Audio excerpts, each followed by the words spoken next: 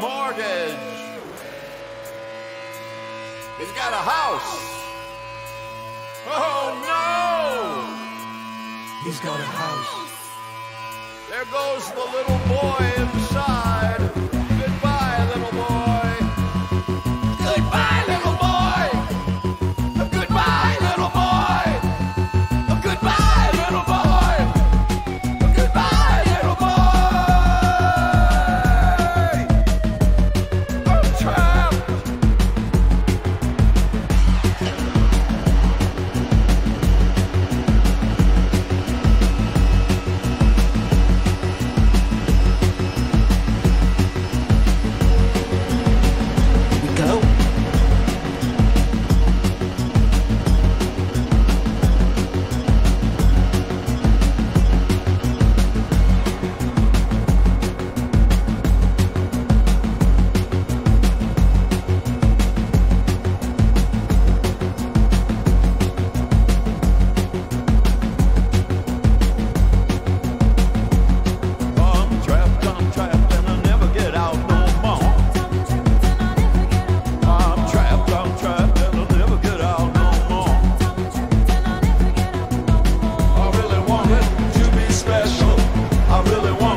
My hair does great at Mach 1. I thought that I could be so free, but all of this coming back on me.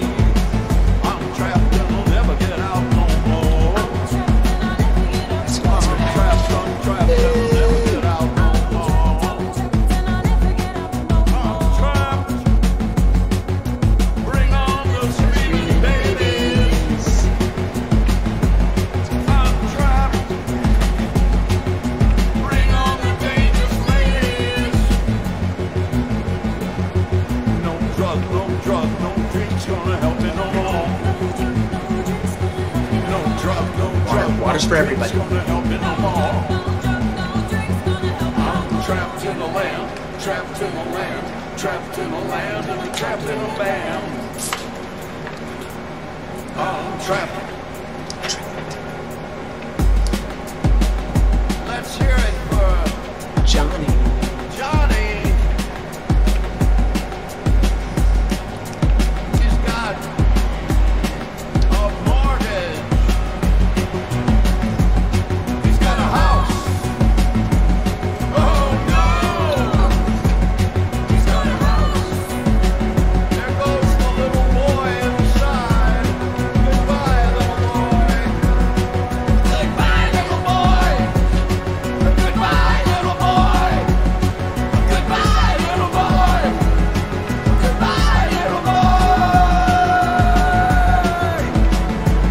Still in the intro. Are we still in the intro?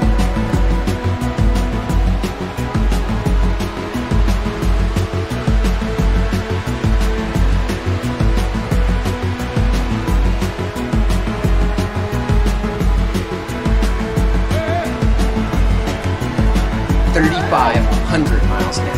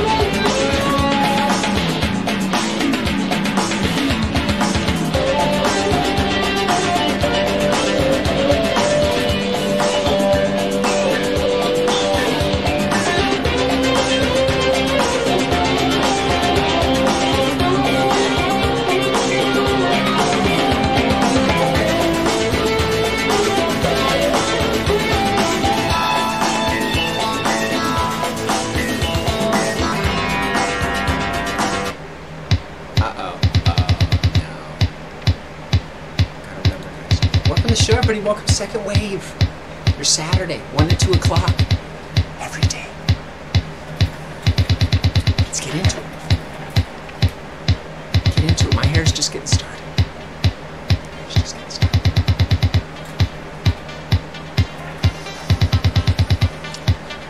Robin had a birthday yesterday. Everybody, Robin. Robin.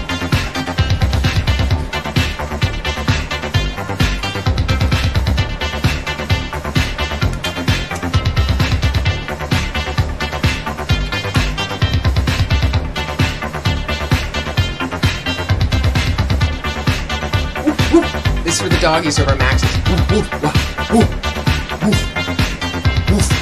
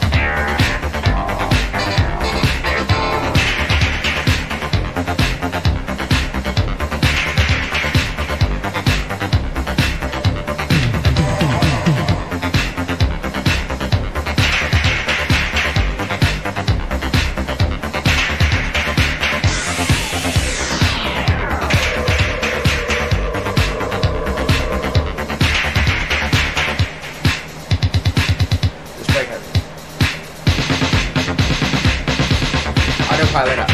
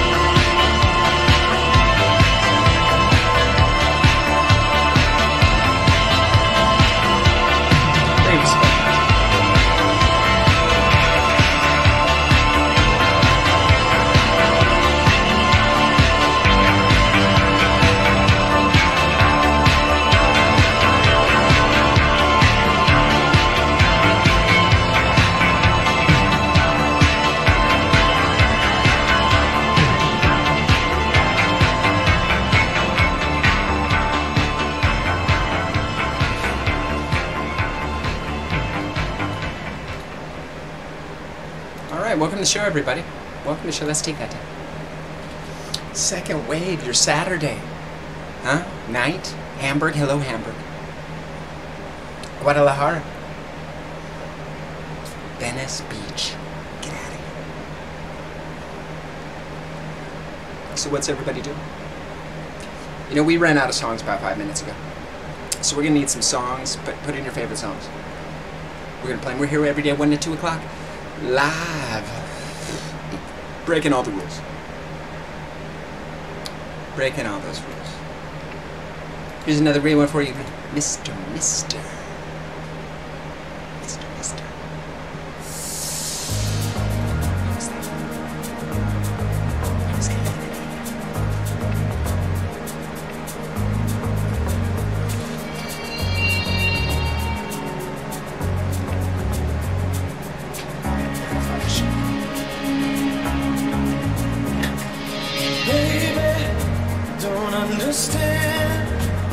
Why we can't just hold on to each other's hands.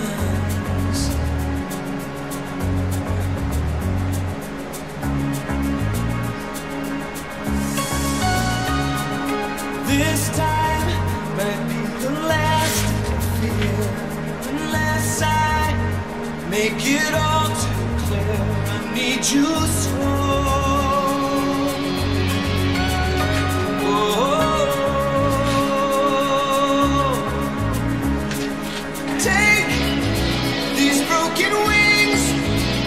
Learn to fly again, learn to live so free. When we hear the voices sing, the book of love will open up and let us in. Take these broken wings.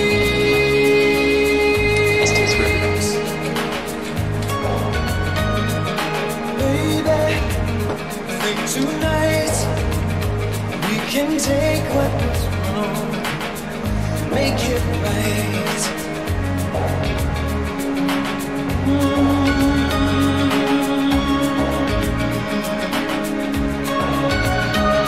Baby, it's all I know, that you're half of the flesh and blood that makes me whole. I need you so.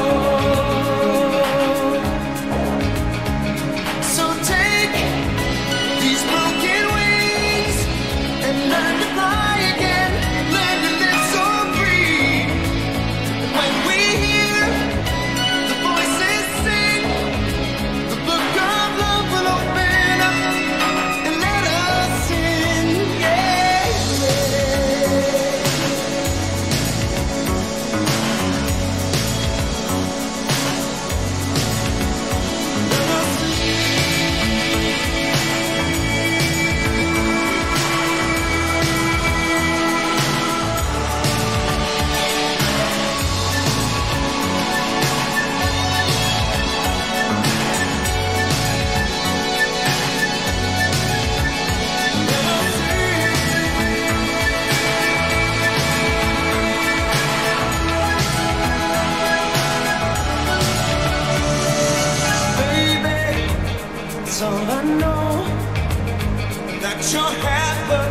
flesh and blood that makes me whole. Yeah, yeah, yeah. Yeah, yeah. So take these broken wings and learn to fly again. Learn to live so free. And when we hear the voices sing, the book of love will open up and let us in. Take these broken wings. You got to learn to fly, learn to live and love so free. And when we hear the voices sing, the book of love will open up for us and let us in. Yeah,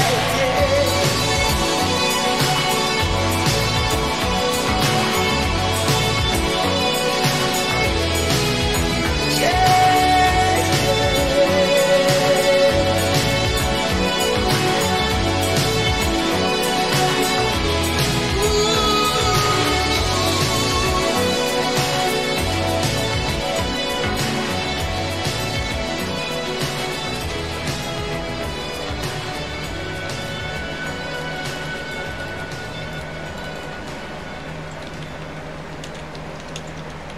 All right, you guys welcome to the show.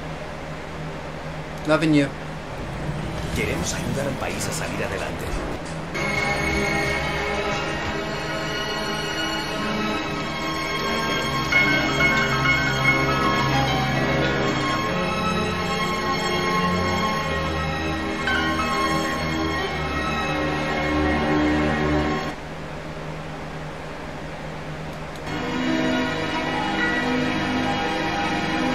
Ah. It won't. Come on.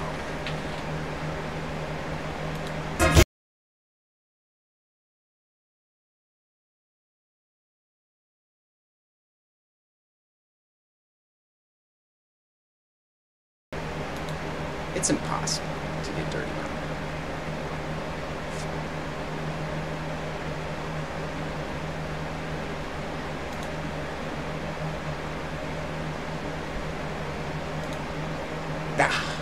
Without signing up, I'm not signing up.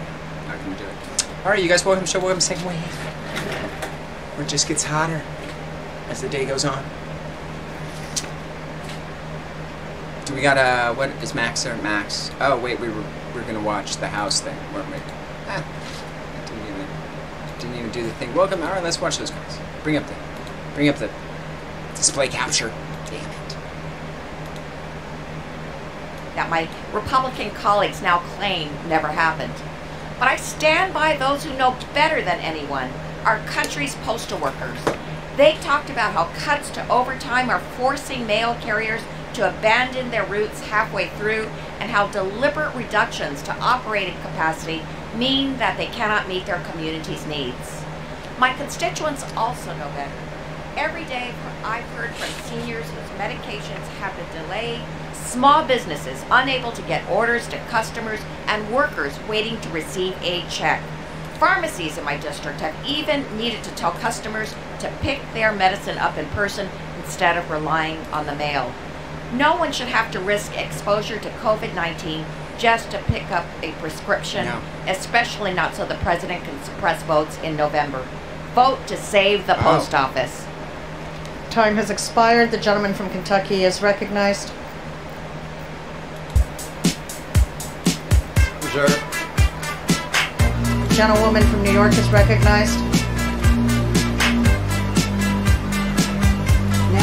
I now call upon for and give 30 seconds to the distinguished member from Texas.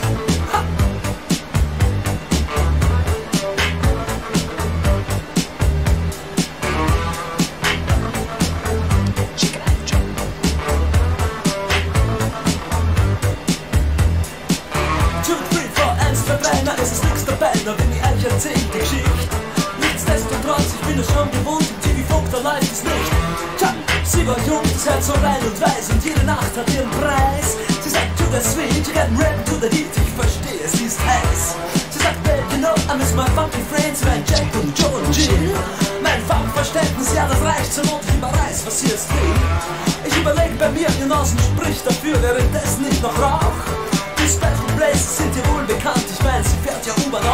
singen's Radine dumm. Oh, oh. Schau, schau, der Kommissar geht um. Oh, oh. Er wird dir anschauen und du weißt warum. Die Lebenslust bringt dich um.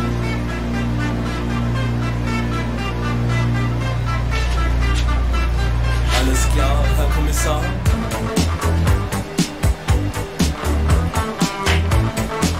Hey, what about some stuff, man? Did you ever read that thing, Jack? No, Falco, don't do it, Falco. Don't do it, Falco. Wir treffen Jill und Joe und dessen Bruder Hip und auch den Rest der coolen Gang. Sie rappen hin, sie rappen her, dazwischen kratzen's ab die Wand. Dieser Fall ist klar, lieber Herr Kommissar, auch wenn Sie anderer Meinung sind. Den Schnee, auf dem wir alle talwärts fahren, enthalte jedes Kind jetzt das Kinderlied.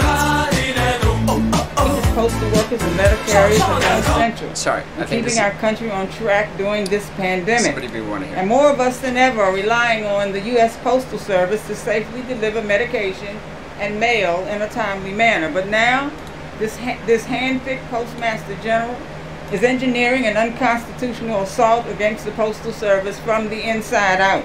I saw it myself just yesterday in Charlotte. Mail sorting machines have been reassembled and removed. Workers are being prohibited from working overtime and letters and packages are piling up. I was proud to help lead the charge with Chairwoman Maloney, Chairman Connolly, and DeFazio earlier this month in a letter we wrote to Speaker Pelosi. And now I am proud to vote in favor of protecting the essential institutions. The U.S. Postal Service has been delivering for us our entire lives. Now it's time we deliver for them and for America. I urge my colleagues to vote in favor of H.R. The gentlewoman's time has 8015. expired. Thank you. The gentleman from Kentucky is recognized. Madam Speaker, may I inquire how much time we have remaining? The gentleman has 4 minutes remaining.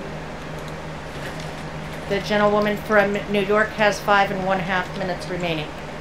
Reserve. The gentleman reserves. The gentlewoman from New York is recognized. I now recognize for 1 minute the distinguished representative from Colorado, Joe Magoo's. The gentleman from Colorado is recognized for 1 minute.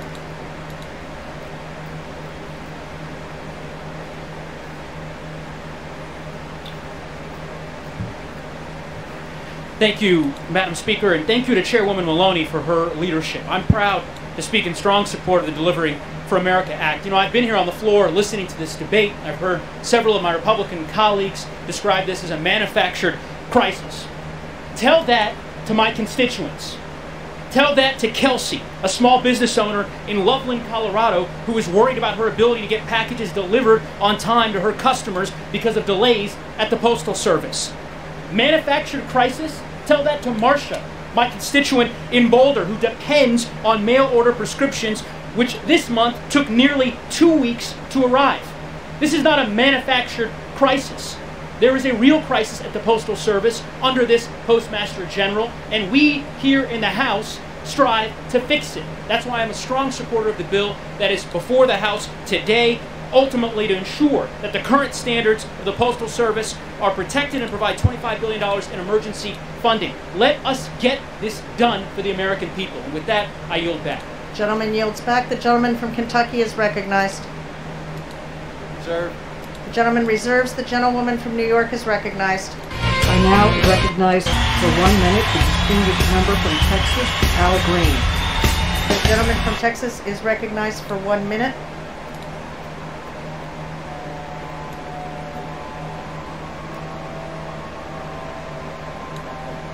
I thank the gentlelady for the time. Madam Speaker, it is shameful and sinful that history will record that on the great issues of our time, many of them, the Senate failed to act. On issues concerning life and death, the Senate of the United States of America refused to act. On the great issue of the HEROES Act, which has life-saving implications, some 86,000 have died since it was passed, and the Senate has failed to act. On the issue of delivering of life-saving medications by way of the Postal Service, when the Postal Service needs our help, the Senate has refused to act. And a Senate that refuses to act puts the actions of the House at risk. Because the truth is this: it takes an act of Congress to help these entities. It takes an act of Congress to help the people of the United States of America. And you cannot get it.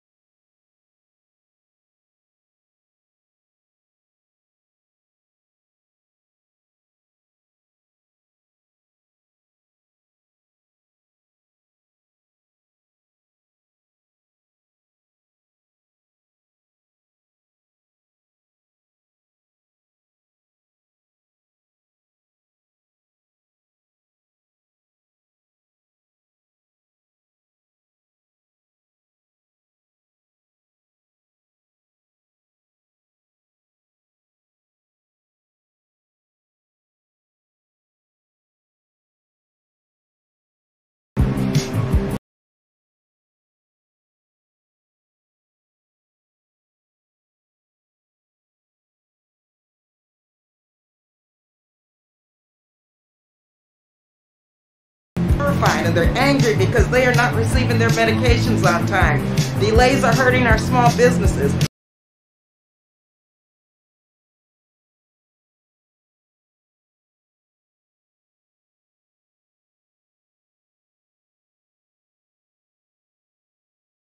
Some of these heroes are people of color. My grandfather retired as a letter carrier after 35 years of service. I urge an aye vote to support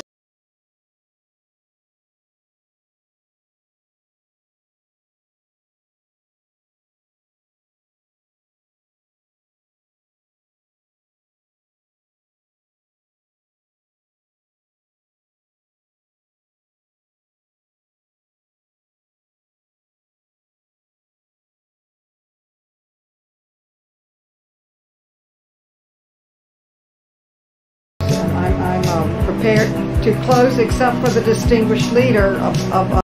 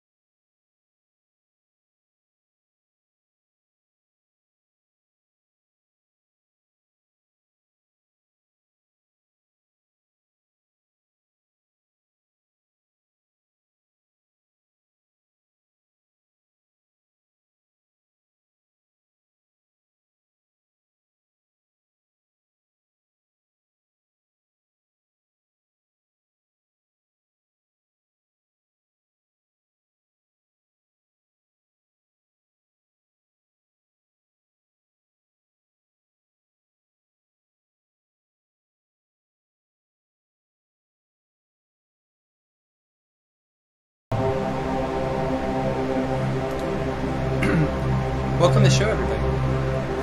There's the dance. Are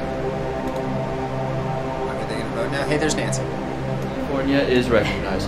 Thank you, Mr. Speaker. I thank the gentlelady for yielding and her kind words of introduction, but I most importantly want to thank her for being the champion for in defense of the Postal Service. I rise in joining her in support of the Delivering for America Act to protect lives, livelihood, and the life of our American democracy during a critical moment for our nation. I thank you, Madam Chair, again for the intellectual resource you have been in shaping the legislation, for making us current in terms of the reports from the Postal Service at what is at stake and why this legislation, Mr. Speaker, is so important.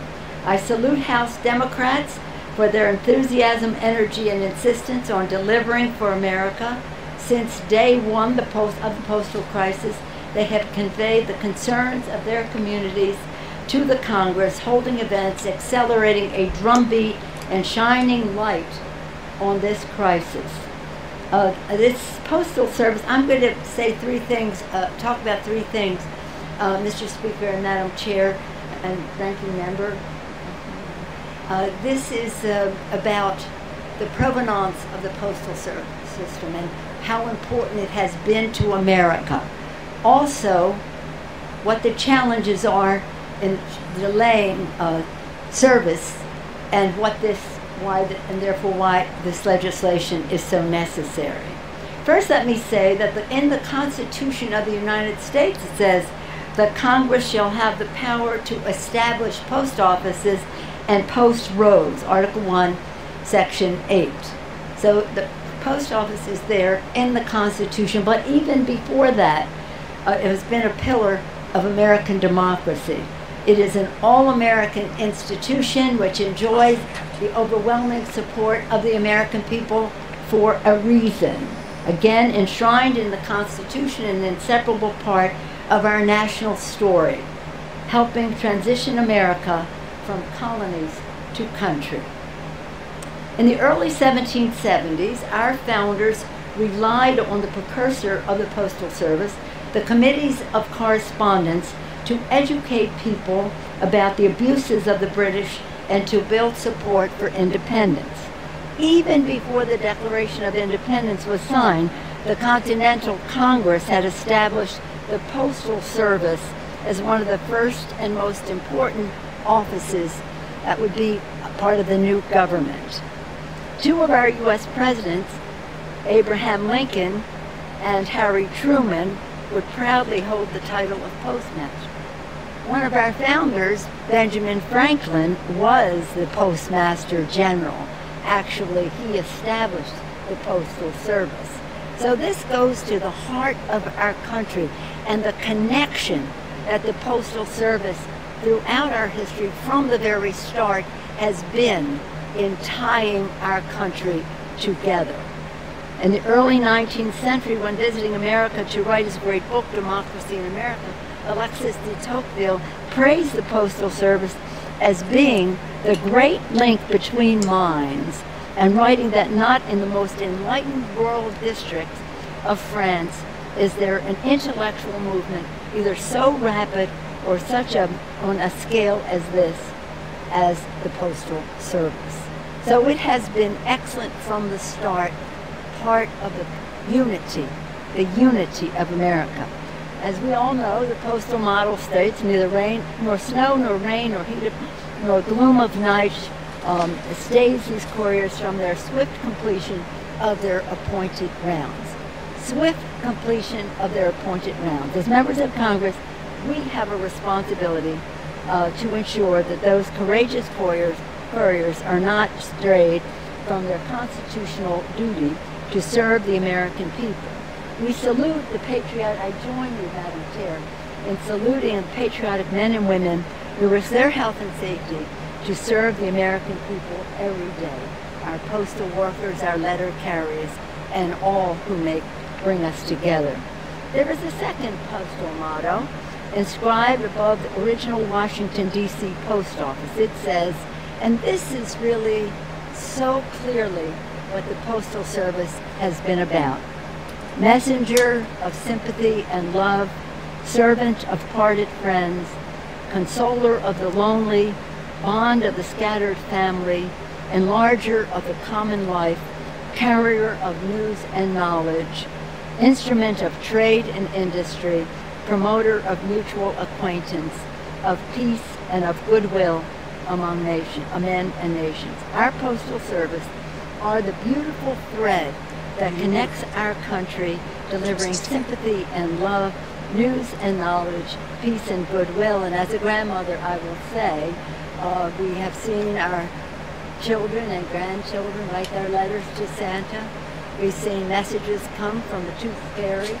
We've seen photos and drawings of families and taking joy in each other that no amount of social media can convey. So again, we must honor their service with our full support and protection and gratitude for what they mean in our lives.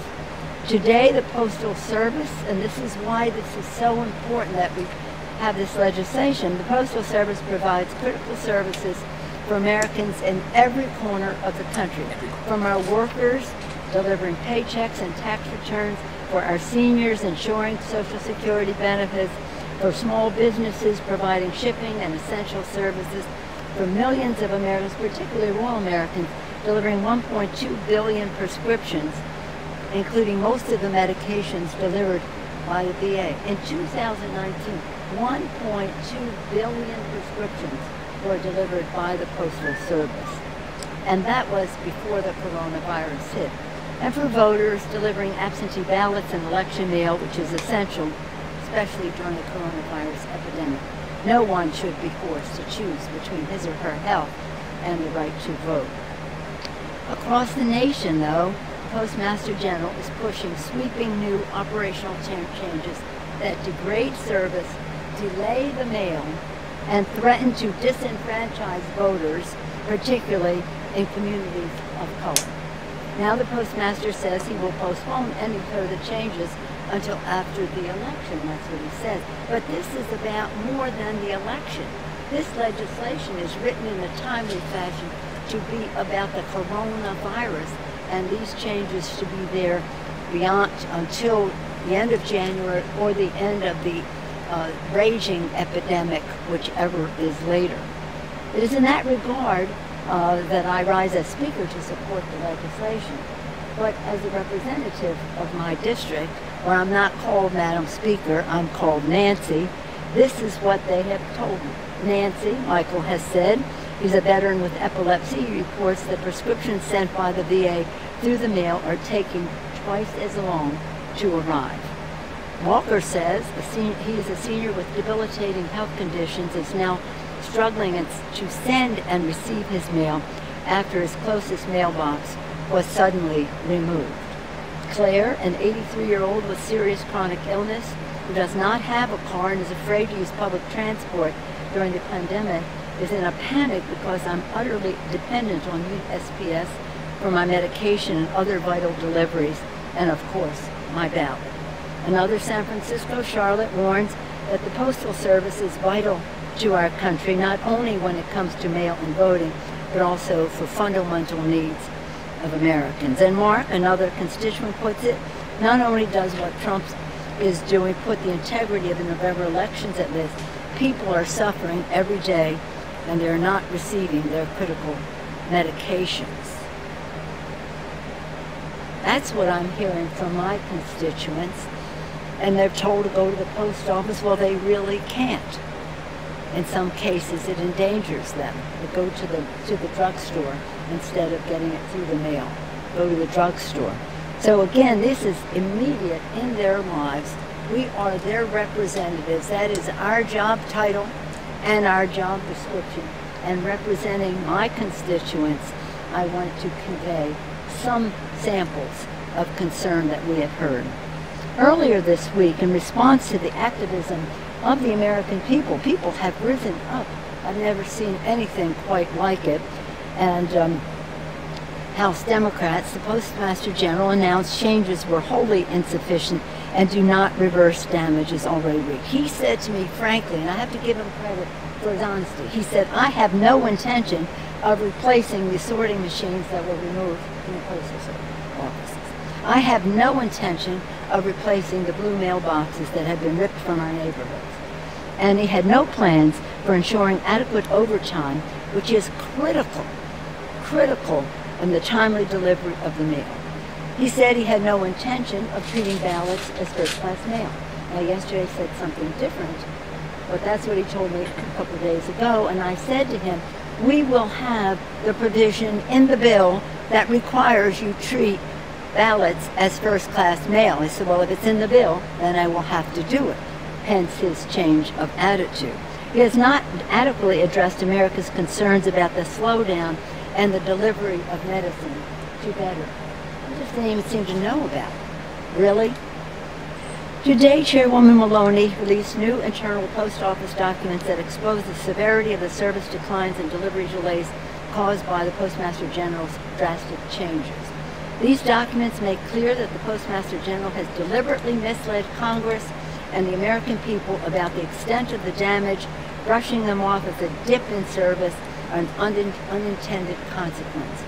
These revelations show that we cannot have confidence that the Postmaster General is prioritizing postal service or the millions who rely on it.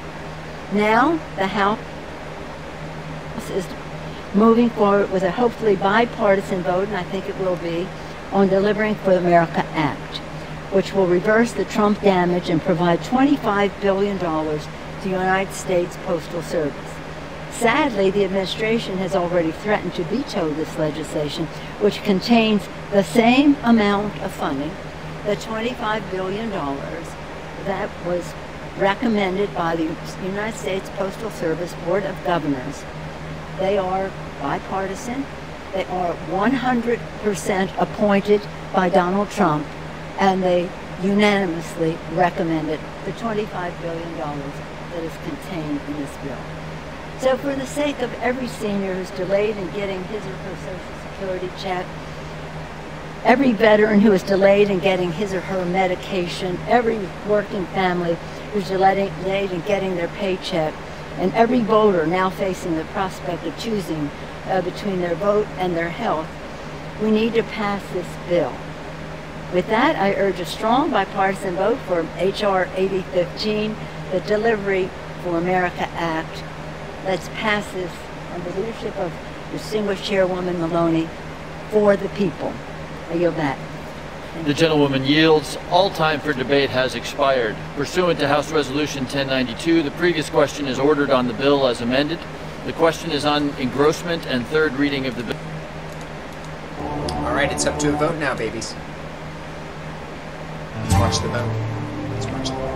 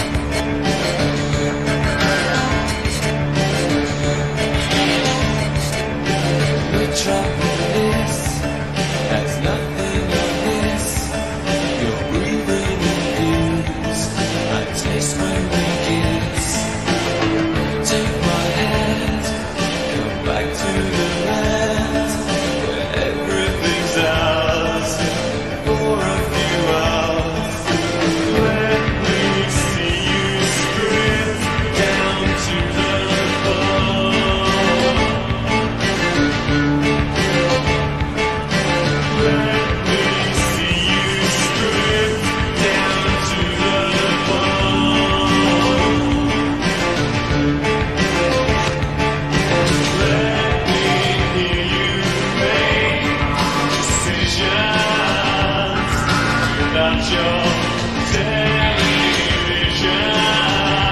I hear you speaking just for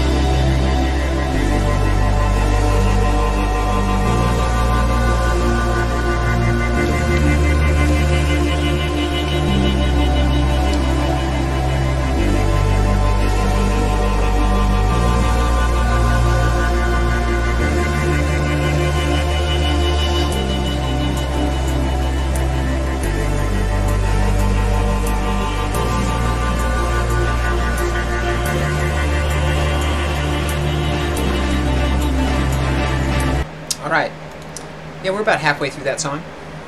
Yeah. Display capture done. I don't think we're going to hit the vote, folks. Not going to hit the vote. Uno momento.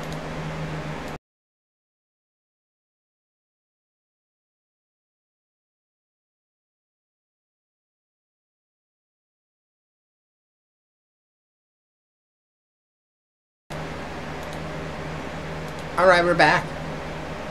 We're back. We're gonna try to hit out this rest of this division.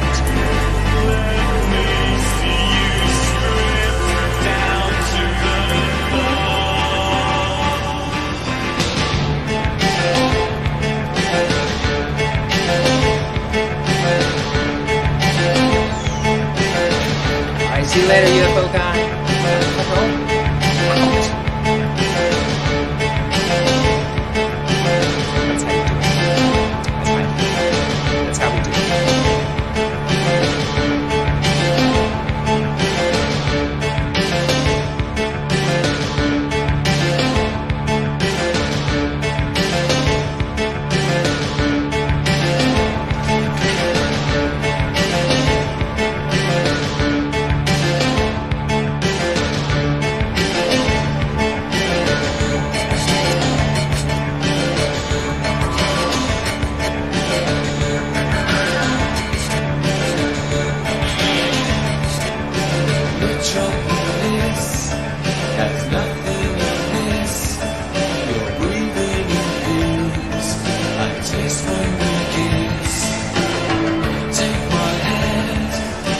Back to the